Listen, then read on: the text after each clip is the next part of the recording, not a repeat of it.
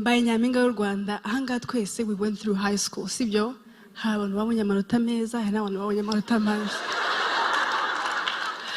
oya that's nothing ntabwo ibyo ugomba kwimparinga abantu babonye amanota mabi sibyo we need to work hard ariko ubuzima burakwigisha sibyo myself noneho ndavuga oh my god now I have this crown ariko seeing my grades I was like oh my god oh yeah ntabwo tugomba kurira muri aya masaha two things iyo uri mwiza n'iyo uri kurira uba uri mwiza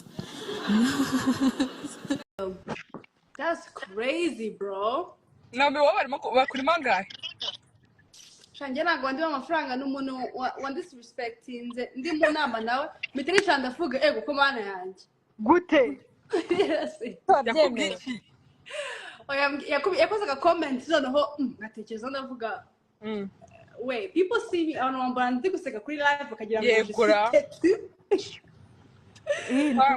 is it about someone famous? No, it's not even about anybody. It's about this specific brand that I really want to talk about because they piss me off. So, but oh yeah, nimba ugomba kunjoininga. Kabanzi ndebe ukuntu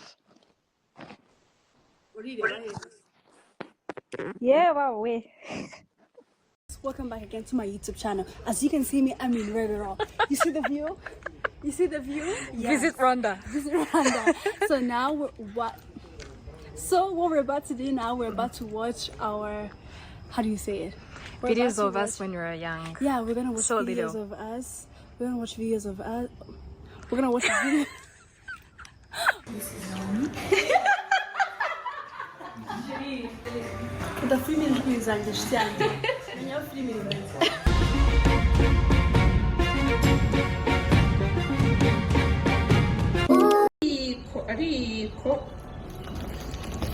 Whatever.